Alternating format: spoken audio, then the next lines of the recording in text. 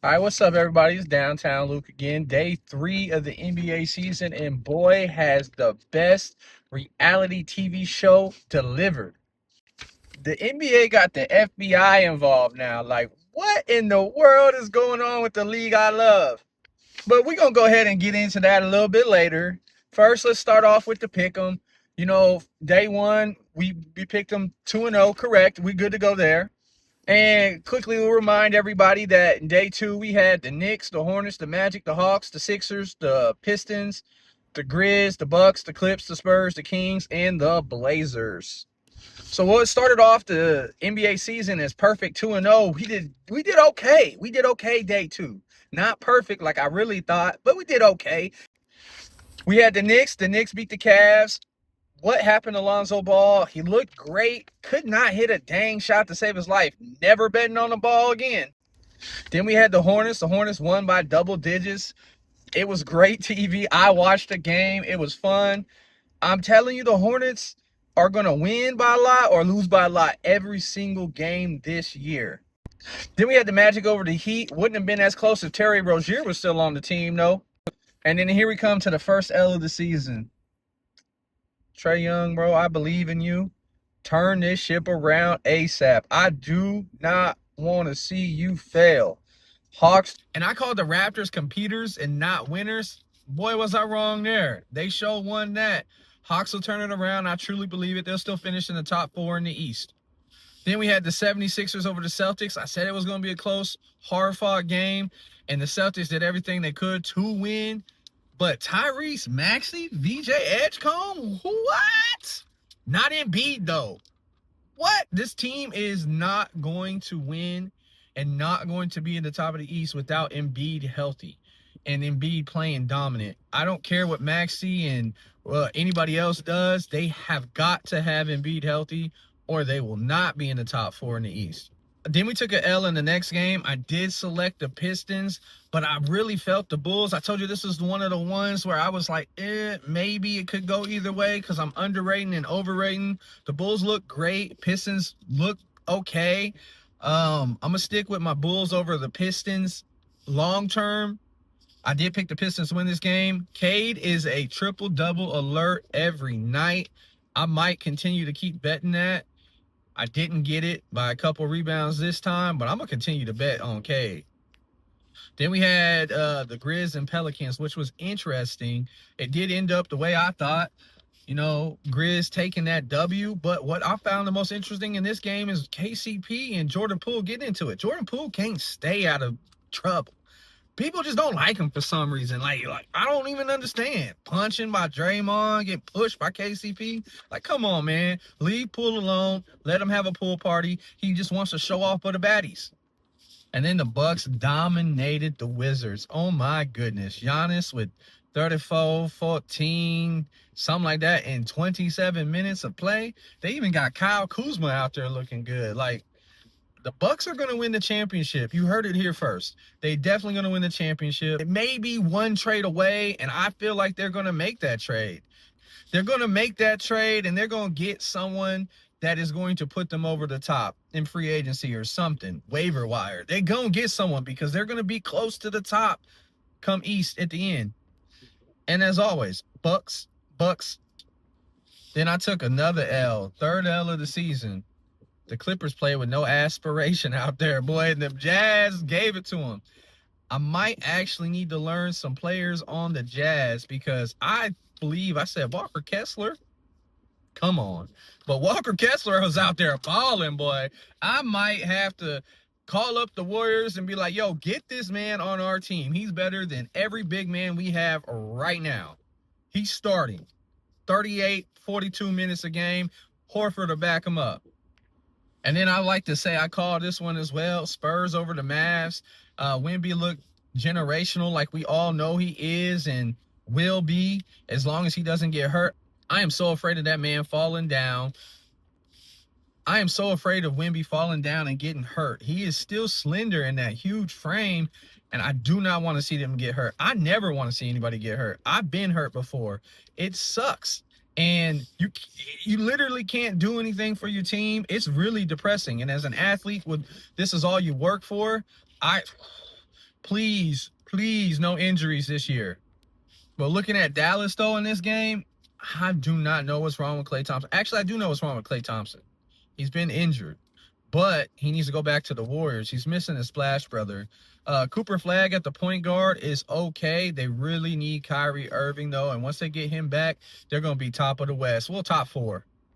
And then this last game, I didn't watch it, so I'm not sure what happened here, but the Kings did not beat the Suns. I know they was up last time I checked, and I look again, and they lost.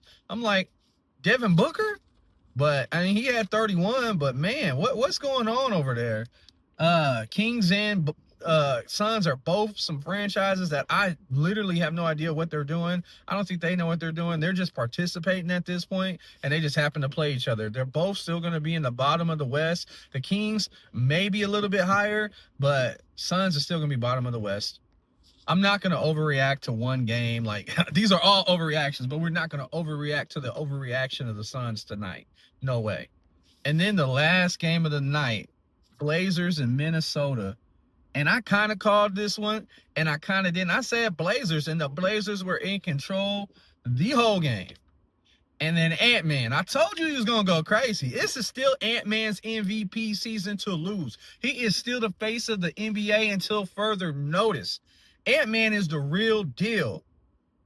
You know what I mean? But Anthony Edwards put that team on his back. And you know what? I'm going to throw out some credit to Rudy Gobert. He always seems to come up big in the big moments. We've seen him in the playoffs get played off the court because of his perimeter defense, but no one ever remembers the block shots or the offensive putbacks that he gets that are huge. And he's a huge dude too. Pause. But he still is very effective and very needed for that team. And now for the Portland Trail Blazers. Everybody's seen the news. Everybody knows what's happening. And I told you they were going to fizzle faster than a Mentos and a Coke. And boy, did they. Mr. Big Shot is their coach. Chauncey Billups, one of my favorite players ever. He let them chips fall where they may. And he got his ass arrested for it, didn't he? But they actually might be better off now. Like, I know they said he was just in the poker, but you know that boy was in it all. They always in it all. You get a little bit of extra money here and there, and you're like, okay, I could sit somebody. I seen a tweet talking about Denny and how he ain't playing all the minutes he should be. And now it's starting to make a little bit of sense. And I really still feel like they should have won that game, but Ant-Man literally carried that team on his back. He looks better than SGA does in the clutch. SGA might have hit more shots, but Anthony Edwards looks like he commands the team. He commands it all. He's got the style points, I guess I should say. But he's the face of the league for sure. If somehow Minnesota could upgrade from Julius Randle, they're in championship contention for sure. But I don't see it happening this year. So I still got them in the bottom half of the playoff contenders in the West. And then we're going to move on to today's games. Today's games, we have the Thunder versus the Pacers, a rematch of the finals. This game is going to not have the hype that it should be because there's no Halliburton. Pacers are still going to be competitive. I really think they're still going to be competitive. They're just not going to have that Halle magic that they had from last year. No Halle band, no Halle magic, no what the Halles, just no Halle. So Thunder by double digits in this game, pretty easy. Hopefully we see them go through Chet a lot more like they did against Houston, and they'll win pretty quickly. Then in the other game of the night, we got Warriors over the Nuggets, and I'm obviously taking the Warriors. We know who runs the league for ratings because look at the opening night and look at the other night that only has 2 games. Thunder, Warriors, both playing in both of those games. So we know who runs the league. I said Ant-Man was the face of the league, but we know it's Curry. It's still Curry. It will be Curry till he retires. But Ant-Man's up next. That is unless SGA just decides to go up to Ant-Man and take his lunch. Give me that. What? Give me that. My food?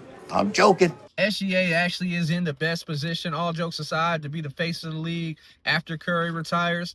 Repeat, after Curry retires. Started 2-0. Then I went 7-5, so that puts me at 9-5 for the season. So I'm 9-5, looking to go to 11-5 after today. And we're going to see about that later tonight. That's the shot from downtown for today. Is Steph Curry going to make 10 threes tonight over the Denver Nuggets. Denver Nuggets going to lose by 15 or more. All right, downtown out. But before we go, I want to talk about this gambling situation that's going on in the NBA. Terry Rozier and Damon Jones, Chauncey Billups getting arrested by the FBI. There was apparently 30 people arrested early this morning. And this is actually real serious talk. It is the year 2025, y'all. Y'all not getting away with anything out there. The FBI already got us all tapped. They waiting for you to rack up millions of dollars in wire fraud so they can get you for years. Just don't do it. Don't bet on any sports if you're a professional athlete. Don't do it. It ain't worth it. Get a better accountant. Take a financial literacy class, financial readiness class, whatever it may be, and manage your money correctly so you don't go broke, so you don't need or have these gambling debts that all y'all seem to have. In the words of Michael Jordan, if you're doing it, stop it. Get some help. hey, downtown out for real though, but Kevin Love, you stupid as hell, boy. This stuff's so funny, man. Kevin Love crazy, man. All right, downtown out.